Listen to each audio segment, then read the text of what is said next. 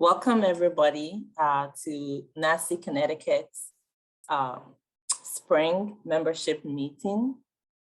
We are excited to have you all here. We have an exciting program planned for you.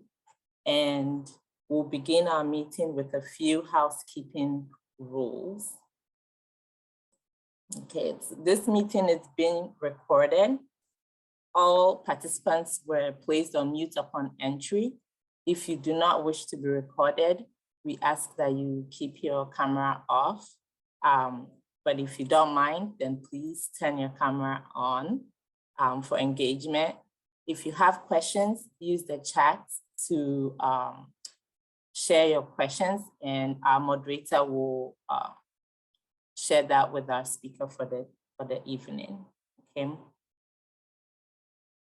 We'd like to welcome everybody that's in attendance for the first part of our meeting by introducing our organization to you all. For those of you who are not familiar, the National Association of Health Services Executives is a nonprofit association of Black healthcare executives founded in 1968 for the purpose of promoting the advancement and development of Black healthcare leaders and elevating the quality of healthcare services rendered to minority and underserved communities.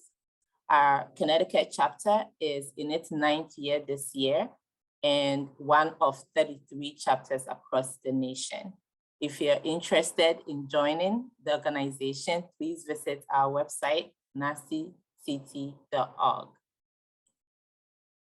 And for this portion of our meeting, I'd like to hand over to Elizabeth, who is our president-elect, to introduce our guest speaker.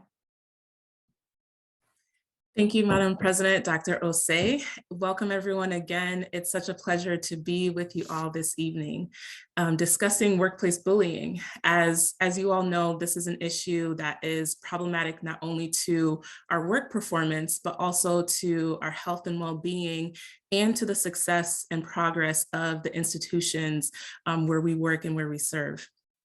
In fact, according to the Society for Human Resources Management, the cost of toxic workplace cultures and the resulting turnover resulted in $223 billion of costs in just from 2014 to 2019. So this is an issue that is expensive and costly and on so many levels. Researchers found in one particular study that 20% of their respondents had taken sick leave as a direct result of bullying.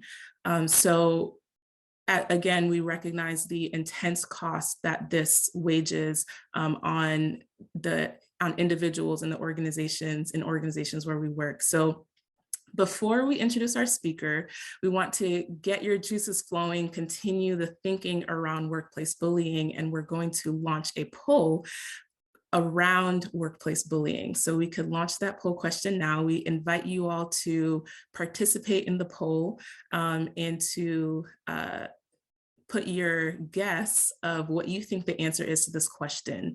What percentage of US workers experience workplace bullying? So the answer to this question in terms of percentage of US workers who experience workplace bullying is C, 30%. According to the Workplace Bullying Institute, in the research that they've developed, over 30% of individuals in the US report experiencing workplace bullying. And that's just the number of folks who report it. We know that there are individuals who have experiences that they may not share, or others who may not even fully recognize that they're experiencing workplace bullying. So to help shed light on this topic of workplace bullying and to walk us through a discussion on toxic leadership, I'm incredibly grateful to be able to introduce our speaker for this evening, Dr. Kevin Sansberry. Dr. Sansberry is a behavioral scientist and executive coach who is passionate about ending workplace bullying, and this passion is undeniable, and you'll see it today. His work is driven by the need for evidence-based, inclusive, and equitable approaches to transform and coach leaders. His focus is eradicating toxic behaviors that threaten profitability, innovation, and overall well-being. Dr. Sansberry has provided research-informed solutions across various industries, including Silicon Valley, professional sports, nonprofits, health institutions, and other large organizations. He's the founder and principal of Kevra Consulting, a firm that utilizes research-based solutions to address organizational challenges such as inclusion, equity and belonging, and so much more. Thank you so much, Dr. Sansberry, for joining us today. And now I'll turn it over to you. I appreciate it. Yeah, thank you all. Yeah, I'm actually in California right now. I'm going to Silicon Valley tomorrow. One of the, that poll you did, it reminded me of the fact of workplace bullying is actually increasing. And if you looked at the survey they did 10 years ago and you look at the survey that's done now, you'll see that prevalent in the current data. And so what I'm going to do is do a walkthrough and share a little bit about who I am.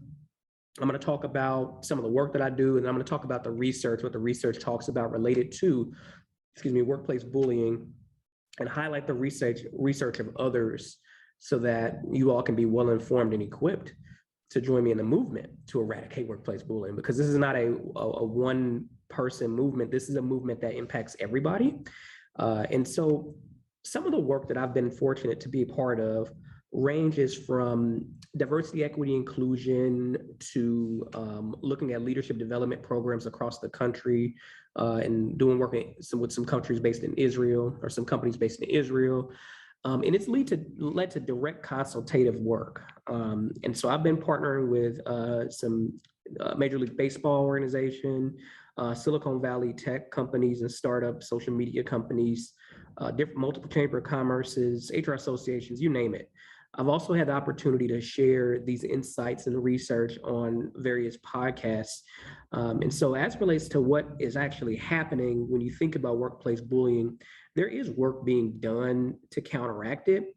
But as I'll talk about today, some of the behaviors that you see in the workplace are driven by the systems that perpetuate these behaviors in the first place and allow them to stay in the first place.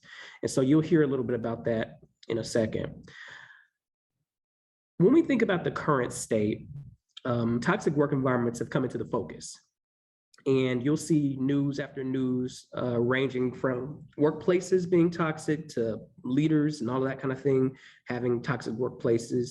The fact is, with our increasingly mobile economy and gig economy and more people are on social media, organizations are being held accountable in a way to their impact on people. And so when you look at the Great Resignation, for example, though it was perpetuated by the COVID pandemic, many people are leaving workplaces that are toxic. One thing I'll say is, and I've been telling leaders this for a while, don't act like they're leaving your organization simply because of the COVID pandemic and the stressors there. The COVID pandemic is exacerbating already toxic organizational cultures. And so it's actually heightening a lot of those negative impacts. And so I just grabbed a few articles related to that because a lot of people want to play the money game. There have been money issues before COVID. People aren't leaving solely for money. They're leaving solely because now that people's work and their lives are kind of being forced to meld together in a more holistic and authentic way, the rubber is hitting the road whether or not you truly believe in my well-being as a person. And so I'm going to make a decision whether or not I choose to align with an organization who doesn't look at my well-being. So if you look at that upper right-hand corner, there was a study recently that looked at the top predictors of attrition during the Great Resignation, and you can see it right there. 10.4 times relatively more important than compensation as it relates to why I left that organization. And you got job insecurity, you got high levels of innovation, failure to recognize my performance, and poor response to COVID.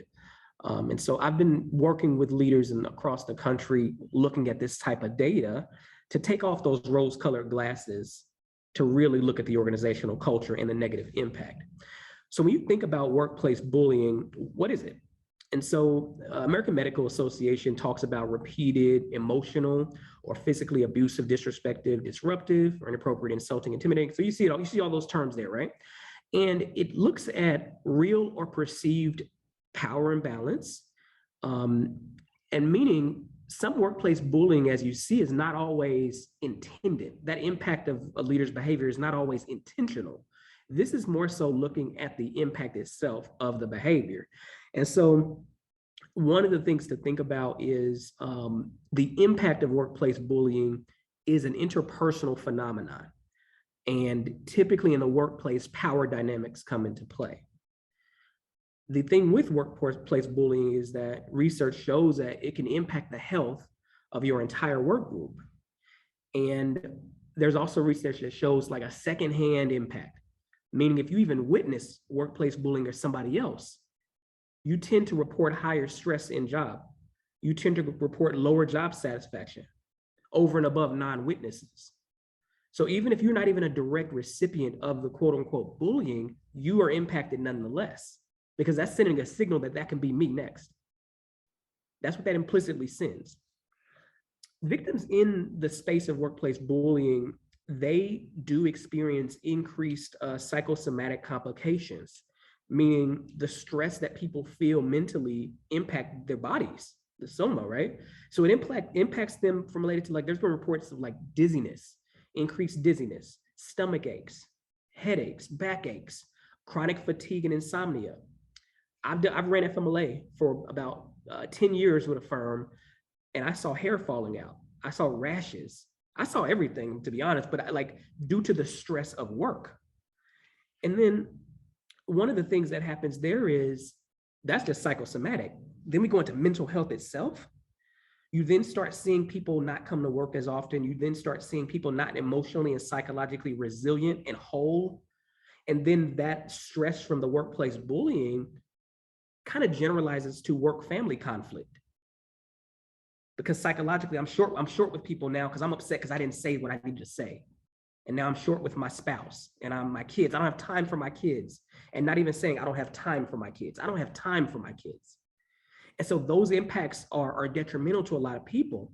And so the reason why I get so deeply involved in the workplace bullying and toxic leadership is because the consequences of this bullying itself in these work environments are truly traumatic and long-standing. And what that means is, even if people leave the organization finally, the body can't keep score, right? And you still remember that thing. You still now have those defense mechanisms of the toxic leader you had 15 years ago. And now you walk around with that as a protective mechanism. So a few key insights that I want to lift up related to workplace bullying is to answer the question of why is it tolerated? Well, one thing I'm going to say is workplace bullying does not necessarily include illegal harassment and discrimination. And while bullying can create a hostile work environment, it's not the same definition of a hostile work environment that the law defines. And so what that means plainly is workplace bullying in itself is not illegal. Workplace bullying in itself is not illegal. There are some states who have enacted certain workplace wellness policies and things like that, but there's no federal law against workplace bullying in itself, unless it becomes like a protected class situation where it's like a legal hostile work environment or a legal situation as it relates to your race, gender, class, ethnicity, and national origin, things like that. And so that's a problem, first off. And so a lot of these behaviors that you saw on the aforementioned page or slide, it's tolerated because it's normalized. Think about how many times people have encountered individuals where it's like, oh, no, it's nothing we can do. Our hands are tied. This is our leading surgeon. This is our top salesperson. Some people get above the law in these workplaces, and many workplaces are profit over people. And so what you tend to see is we minimize the impact of bullies in these workplaces because, they're helping us with the bottom line. And that's just honesty. That's what you see. Unfortunately, bullies, we talk about target. Bullies tend to target employees who have inadequate support or are not able to defend themselves from the aggression. And so what you see is typical targets of bullies are individuals who are more marginalized because they have nobody's going to support them in the system. They're not going to be believed as much. And unfortunately, that is even reflected in some of the research. So I did research in abusive supervision, and I looked at a phenomenon called facade creation, which means when do people wear that mask at work so they can not be bullied or so they can protect themselves? And they're never going to bring their full self. You don't know what I'm talking about when I say that? You wear that mask at work when you're not your full self. What I found in my research was as individuals increased in their demographic dissimilarity, meaning the more marginalized characteristics that person has, they're going to wear that mask faster in an abusive relationship, an abusive situation in the workplace.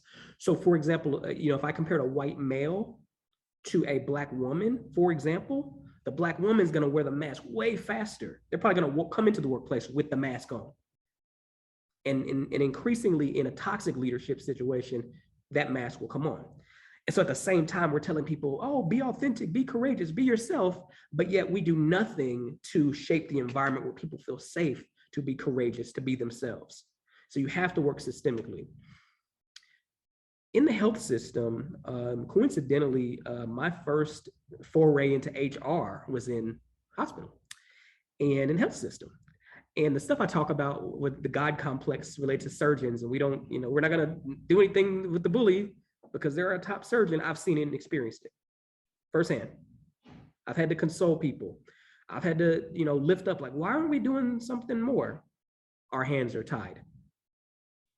Our hands are tied. One of the things I looked at in the research related to the prevalence in the health system, they indicated that a lot of this bullying is more prevalent in behavioral health units, emergency departments, and intensive care units. And I didn't do this research, but what I can extrapolate and I guess generalize, think about like the high stress environments those are. And I'm not trying to say I'm not making a hierarchy here, I just thought about it as a non-health specific person. But that also correlates with the fact of in higher stress environments, abusive supervision also prevails too. One thing to think about related to workplace bullying is bullying in itself exacerbates the stress and demands of an already stressful and demanding position. And so it doesn't help. Having that driving behavior does not help you get results. I am a researcher who is grounded in looking at the marginalized impact and experiences. And so one of the things I wanted to do was provide statistics and insight related to the differentiation between race and bullying, and gender and bullying, and intersectionality and bullying.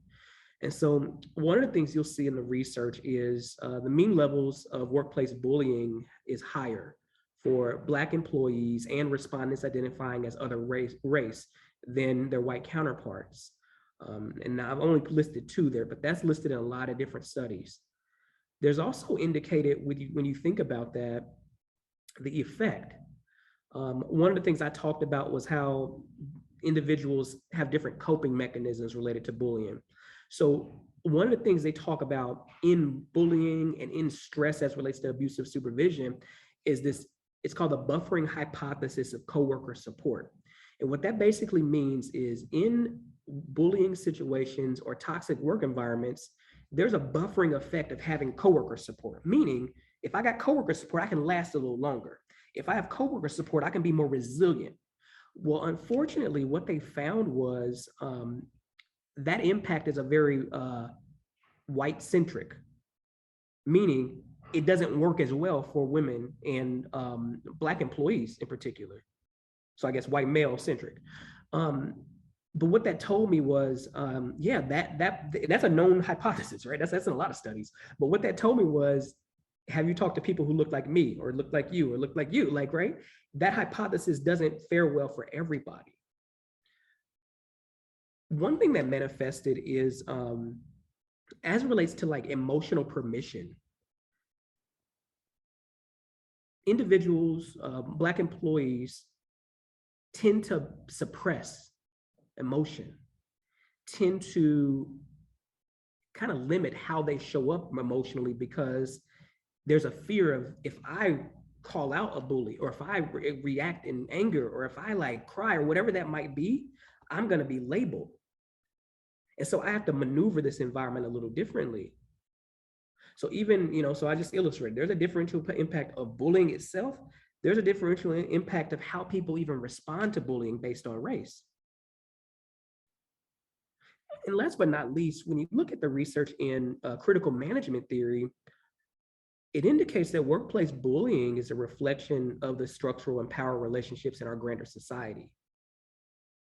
And so what that tells you is a lot of the cues that we take related to covering, masking ourselves, not saying what needs to be said when it needs to be said. A lot of that is a reflection of our grander society. So when you think about what we can do differently, one of the things I want to lift up is bullying flourishes in workplaces that are characterized by negative and stressful environments where we don't have role clarity, where there is role ambiguity.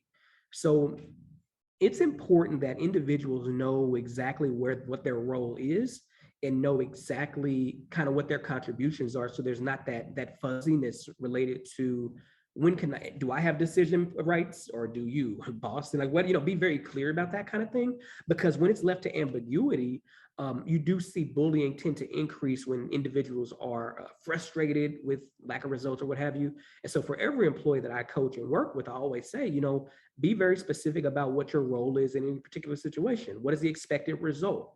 Get it in writing, understand that kind of thing. The next thing that you want to think about is holistically, I pressure organizations to create anti-bullying policies.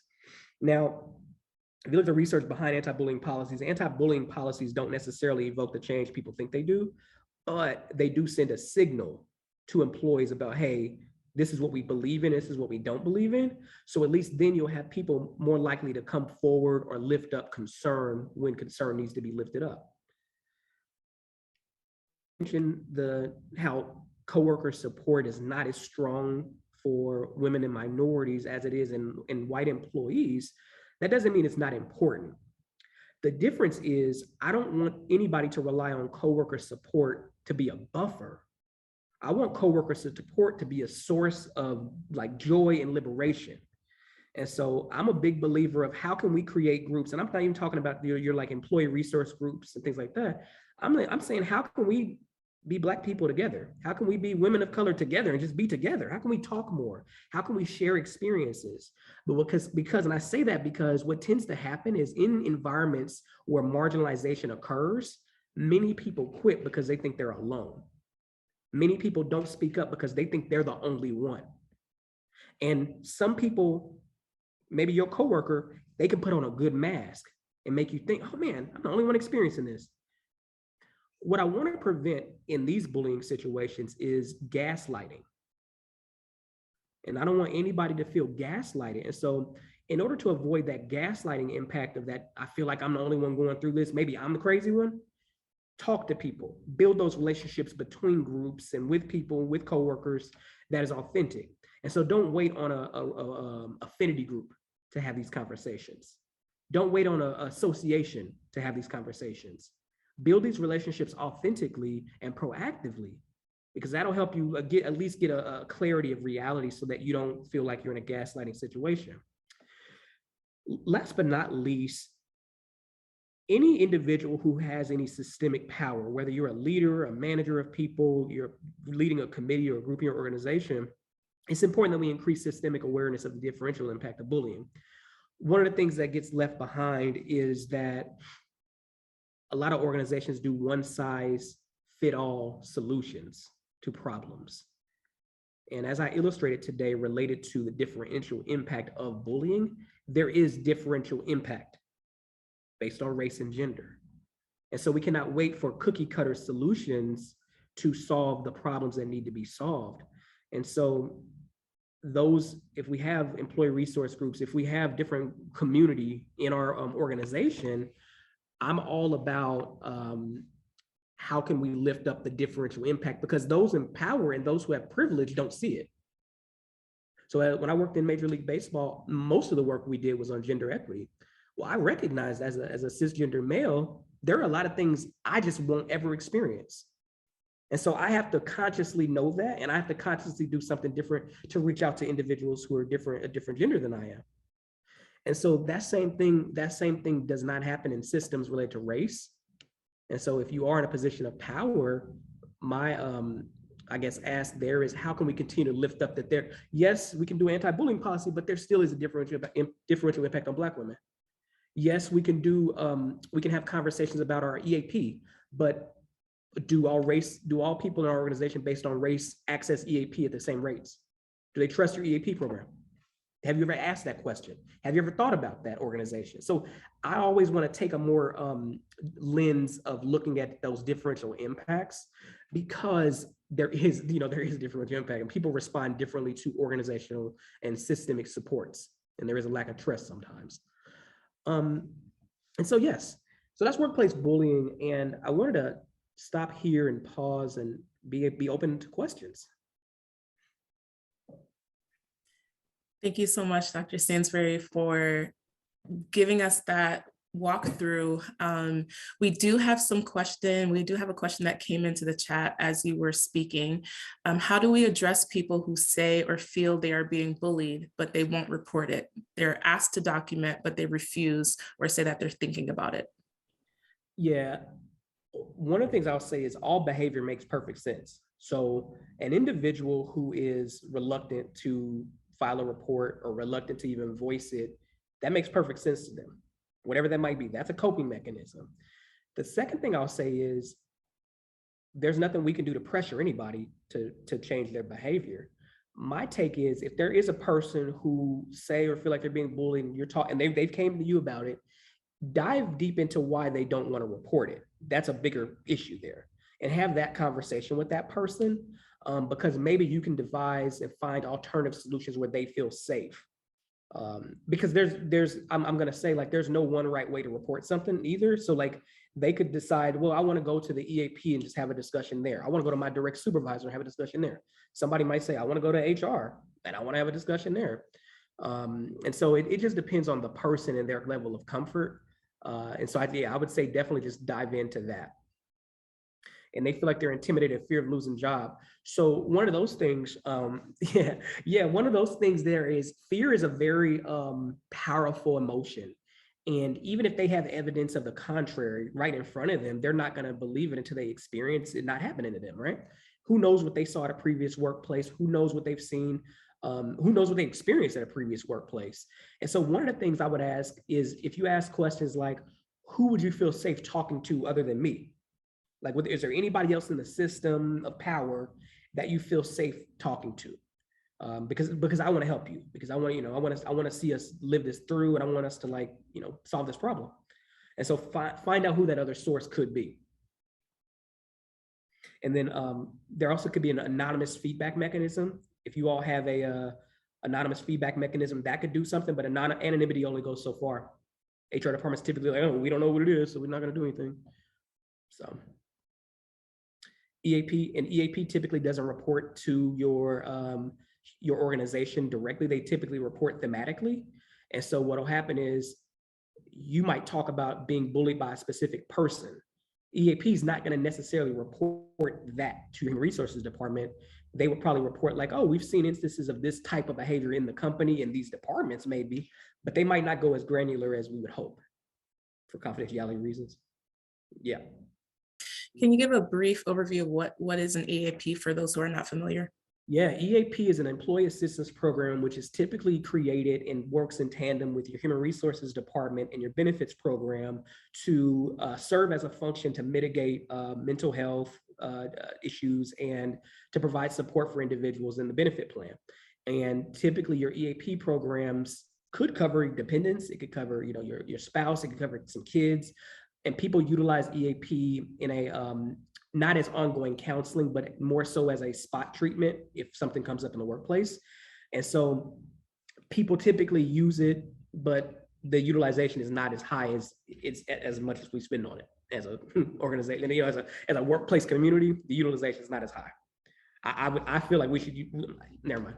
I just have to go off on my policy soapbox. Basically, there's money we spend on programs that are kind of Band-Aid fixes, And we need to do a root cause of what's going on in our workplaces. And we could go a lot further with that. So I'm seeing continued questions coming through the chat. So if you have additional questions, please feel free to keep those coming. We're going to go to a question that came earlier. Are racism and discrimination included in the American Medical Association and other accepted definitions of workplace bullying? Oh, so basically, did they include it? I don't know. I mean, I don't know. I don't think so, based on how they define workplace bullying. They have a separate definition, I think, as it relates to like systemic racism and things like that. But similar to how the law looks at bullying, racism and workplace bullying are separate constructs, and you may see overlap, and people may experience overlap, but they're separate constructs. And so those definitions are just different. They're just different definitions. Great, thanks. Moving along, how can organizations do better in combating retaliation despite having policies that state retaliation is prohibited against colleagues who have spoken out against bullying? Okay, so all organizations need to redevelop policies that are called victim-centered policies. And what that means is you develop an anti-harassment or a, anti-discrimination policy. You want your reporting mechanism to be victim-centered, not compliance-driven. So the difference is we hold the employee's experience and what they're going through center in how we operate this policy. Meaning there's some reports that like somebody was, there was sexual harassment or whatever, and like the cisgender female employee, she wanted to like stop the process. She's like, you know what, I'm uncomfortable with the process. I don't like how I'm being questioned. I want to back out. She couldn't back out of a process she initiated. I believe she should have the power to back out the process. I mean, it's her right. And y'all can continue investigating without me, basically, which they should have. But that report came to me from a person I was coaching, and she was like, no, they like forced me to like have the meeting with the accuser and like be in the same room with them. And I just didn't feel physically safe. Well, they were looking at it from almost we're gonna cover our own butts situation. And in the grand scheme of things, adopting a victim-centered approach centers the needs of those who are marginalized more so than us simply being compliance-driven. And so I think all policies should be looked at from that trauma-informed way. And the Major League Baseball team that I work with, I literally developed from the ground up an anti-harassment policy that is victim-centered. And I use those terminologies, and they loved it. And we grounded it in the voices of the women in the population purposefully. So in that example of Major League Baseball, you have an organization that's saying we're willing to be person-centered. What about situations where the internal resources really aren't working towards that? Are there official state agencies? If it's not working internally, if that process isn't going forth internally, where can people turn externally for support in their journey? Yeah, I mean, there are, well, if you look up like certain countries, certain states and countries have specific workplace bullying things. Like, so I know California has a, they talk about bullying and they have different protections at the state level, but they're not federal. There are not any federal anti-bullying laws that currently exist that need to exist. I'll just say that. So no. That doesn't mean not exercise your rights with the equal employment, like EOC or things like that. But workplace bullying in itself does not fit the definition of like discrimination or harassment. And so bullying can come with discrimination or harassment, but bullying alone, that's what I'm talking about. So if somebody's just treating everybody like a jerk, they're just treating everybody like a jerk. I literally had that be not that verbatim, but that has been the responses to a lot of cases that I've been a part of. Oh, it's not discrimination. They're equal. I've heard this. They're an equal opportunity bully. So there's nothing we can do about it. That's just that's a workplace issue. That's a culture issue, not a legal issue. Yeah. So another question that came in is, what type of therapy is good for workplace bullying? Trauma informed? Absolutely. Yeah. So you see some of the therapy that works is you got being trauma informed and being grounded there. Cognitive behavioral therapy works. And something that I practice and work with folks on is called acceptance commitment therapy. And what that is basically essentially what that looks like is helping a person maintain resiliency through accepting that inner voice that we have in our head, and being able to get on the balcony and observe what's happening to us to create solutions versus living in the trauma that you're going through.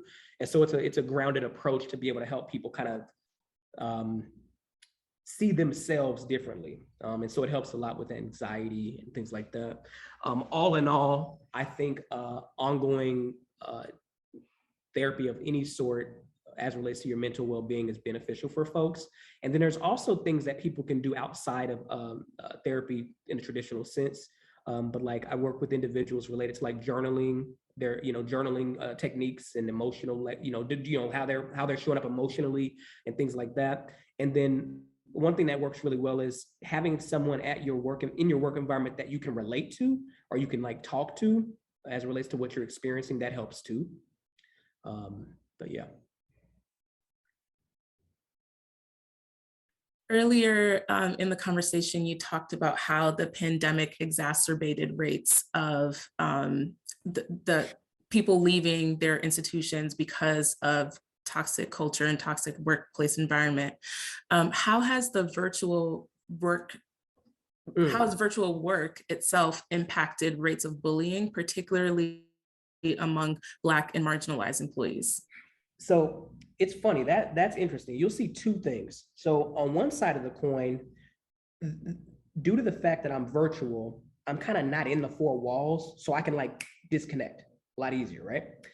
On the second end of the spectrum, now different forms of bullying are on the rise. So you have things like puppeting and you have things like icing. What those mean are, well, you're not in the workplace, so I'm gonna play you against this other person. You're virtual. Hey, they're not working as hard. You see this delivery? I'm gonna start puppeting. I'm gonna start playing you against people that come in the office. I've seen that. I've also seen, oh, you're not here, so we didn't invite you to this meeting. It was an in-person thing only. Or I'm not gonna put you on this email. You seem busy with your kids. You kind of get that kind of thing. And so it's kind of like the quote about biology: life will always find a way to survive. Bullying will too, unfortunately. And so you just see bullying kind of happen a little differently. I don't see increased rates of like cyberbullying as defined, on the internet. I don't see that in the workplace as much from like a manager, because a lot of a lot of people who exhibit bullying behavior are very crafty of not putting a lot of the things they say and do in writing or on video. You see a lot of that. They're able to like shift and morph and hide it and make it seem like you have a performance issue and not a leadership issue. There was a question about African-American women bullying each other. I've seen that. And even I had a conversation with one of my clients out of Nigeria. This is something that was really interesting, but she had indicated like, she would argue, she said, I would argue that we have higher rates of bullying here. I said, why? She said, because we all know each other. We're all family. You know what I mean? Like we're all close. And I said, really? And I've never done work or research in Nigeria per se, but that also resonated with some of the work that I've done in the nonprofit space. Sometimes you'll see bullying intra-race that comes across a little more harsher because of a misguided sense of familiarity. And so you'll see something like we're both familiar with each other from a race standpoint. So I'm gonna have higher standards for you because you're Black too. And we gotta be perfect at everything. And B, since we're similar in race at least, I'm a little harsher. I have seen that. Got a hand up. Hey, Dr. Brown. Good evening, everyone. Great presentation so far when it comes to workplace bullying. I just want to say that I was a victim of workplace bullying, And when you are a victim of workplace bullying, I see where someone put what you can do is yoga and meditation. And when you are in that situation, yoga, meditation, exercising, none of that works when you are constantly harassed every day when you go to work. That part. And not only does it impact your ability to perform at work, it also impacts your personal life because you're going home with that same pressure and stress. You're talking to your husband about it. It's like you eat, sleep, and dream.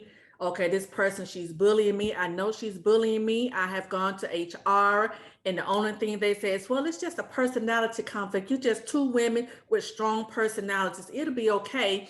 And as you said, when you start reporting those behaviors, your supervisor is then stacking your file to make you out to be a problem child.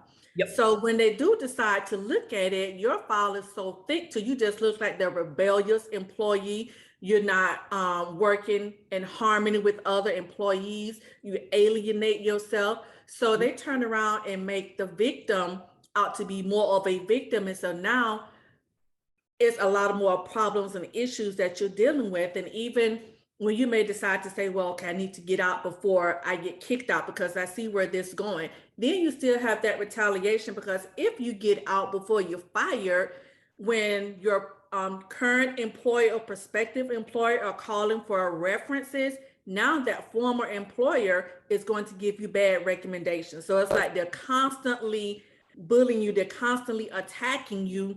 And when people are bullying you, to me, and I researched bullying because I did my dissertation on it, it's more of a personal thing with those individuals, whether they are jealous for some reason, maybe something happened and they just didn't let it go. And it's just that their stick is bigger than your stick. So people just abuse their authority, they abuse their power, because in the workplace, for some reason, employers tend to think that employees on the bottom level, like you're just dishonest, you don't know what you're talking about. So they tend not to believe you and rather believe what leadership says. And one of the issues that I have with employers is that we're all employees, and you're looking at the non-leadership employees as though they're not trustworthy, and you're putting all of your trust in upper management leadership. And that's where all the problems are. Mm-hmm. And that's why we can't get anything done with bullying in the workplace or any type of harassment, because the top is so heavy, they're protecting each other. Yeah, and those are all fine points. And one thing I'll say about references is, don't put down your organization's HR department as your reference. Put somebody else down. They don't have to call your HR. If they want, basically a lot of HR departments actually don't talk about your performance anymore, because there have been lawsuits related to that. And so a lot of departments have basically said, no, we're going to just confirm if this person worked here or not, versus tell you, all that kind of stuff. They'll answer questions like, well, and I'm just speaking as I used to was vice president of HR at a couple of universities and different organizations, but like, I've guided all my HR people, don't give references. So we didn't give references. We basically indicated, is this person eligible for rehire? And legally they're eligible for rehire if they didn't get terminated for any nefarious reason, like they weren't stealing or anything like that. Anybody's eligible for rehire, even if that person was labeled as a problem child by a department or something like that, they're still eligible for rehire legally. So we would just answer that, and then your references should come from somebody you trust, not HR, not your boss. Like you can control the references. There are some companies that InsideVoices.io is a company I follow on TikTok, and the founder is based in the UK. But like they're kind of like Glassdoor, but for like people of color. So I like InsideVoices.io, and it just really gets down to the meat. Does your company value employees of color? Tell us anonymously, and it's just right there. One of the things related to infrastructure to prevent the bullying and to prevent the retaliation, in order for us to shift infrastructure, meaning the systems, we have to shift the mindsets and the behaviors that keep toxic leaders in place, that promote leaders who don't even have leadership skills. If you think about your organization, I guarantee you can think of a leader who you wonder, why is this person in a leadership position? I guarantee you everybody on the call will be like, yep, I've seen that, I've experienced that, right? That is more of the problem than the bullying itself. The bullying is an outcome of improper training, of improper promotion, and improper management of people. Bullying is an outcome. So if you want to solve for bullying, you need to solve at the root. You need to hire better, you need to promote better, you need to reward better. And we need consequences and accountability for when leadership doesn't do their job in leadership. We measure leaders. Another thing we do is we measure leaders and managers of their ability to achieve results, but not their ability to lead people. And it needs to be both. It's a both and. So if I look at anybody in the room who's a leader right now, how do I know you're a great leader versus a great manager? You can manage tasks, resources, money all day. And that's typically how you keep your job. But you don't get rated on how you treat people. You don't get systematically rated on how people feel when they report to you. And that's the imbalance that is causing bullying to remain. And so everything you do, yoga, meditation, EAP, HR, everything that we try to do as solutions are really Band-Aid fixes because they're too far upstream.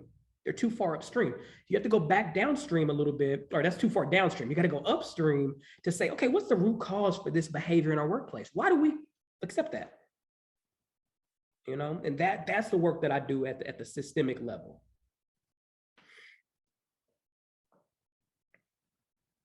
Dr. Sansberry, this has been and is an incredible, incredible conversation, so rich. I definitely want to thank everyone for your thoughts, for your comments, for your questions, and also Dr. Sansberry for your reflections, your insight, and I would love to turn to you for any final words that you might want to share, and also thinking about I'm giving you the task of answering, where do we go from here? So you gave us some resources inside Voices, very helpful. You talked about some other things, but would love to hear some final words and also some words to leave the group on, like where can we go from here as we're navigating? We need to bring, well, I'm gonna first thank you all for inviting me, but we need to bring these conversations as the normative conversation and not have these conversations in the fringes. As long as this becomes a fringe conversation, this will remain a fringe issue and it won't be anything that the business cares about. And so you all in the room need to look at what privilege do I have? And I know on my screen, I see women of color, but I'm saying if you have privilege related to I'm a leader in my company, try your damnedest to use that privilege to get the voices heard of people whose voices are left on the table. We all got to figure out how can we bring these conversations into business. And that's easier said than done. I mean, I'm a consultant now, so I basically say whatever I want because I don't work at no place, right? You know, I don't have nobody, I write my own checks. But even in my, I mean, I had to leave that 9-to-5 grind because I got exhausted doing so. And so I say, exercise any kind of power we have, but exercise it together. So like, I'm gonna go back to my health system and say, hey, this organization that I'm a part of did this talk. I'd love to have a few people from this organization come talk to the department about what we can do. Like bring people along with you. I wanna bring some people from NAHSE, I don't know how to pronounce the acronym, but I wanna bring some people here and we're gonna come talk about bullying in our organization. I'm gonna bring Dr. Sansberry to come talk to our organization, and I'll come, whatever, I don't care. Like I'm always willing to have a conversation with anybody. But that is where I think the movement will keep going. And this is not a movement that is about me. This is a movement I'm a part of. And so I want to be a part of a movement. But if I feel like I'm alone in this work and I'm just doing this research for nothing, that's gonna hurt me. And so I want you all to continue the conversation. If it means something to us, it means something to us. And so check out the Toxic Leadership Podcast. Y'all can look for me on LinkedIn if you want to ever connect with me. I'm always got some phone with me. I got phones everywhere. I'm always available to chat, answer questions. If you even had like, hey, I got this thing going on at work, can you help me think this through? I'm a resource for y'all now that y'all met me. And I'll make sure the slides get sent to Ms. Elizabeth so that we can get them floated to everybody. I am sure I'm not alone in the gratitude. The gratitude has been coming through the chat already. Thank you, thank you, thank you, Dr. Sansberry, for such a rich discussion. We can assure you, you are not in this work alone. It matters deeply to each of us. You know, as part of NAHSE, part of our mission is to address the needs of underserved communities. And addressing health equity also means creating safe workplaces, especially in healthcare, as we are creating a workspace that's safe, where people feel included, where they can show up as themselves. That impacts the experience of patients and the communities that we serve. So it's definitely something that's close and near and dear to our hearts, for sure. So these slides and the recording will be shared on our YouTube. So you can come back to this. All the information will be shared with all attendees afterwards. But want to thank again everyone for your presence, for your engagement, for your participation. It's one thing to have a speaker come in and just talk, but it's another when we can have a conversation where we're all engaged with each other. And it makes such a difference to have your comments and feedback. So thank you so much. And we're now going to transition to the business portion of our NAHSE CT membership meeting. So we're going to give a little bit of time for folks who, if you're not a NAHSE member, we invite you to log off at this time. NAHSE members, we do invite you to stay. But thank you so much, everyone, for your participation, for your presence today.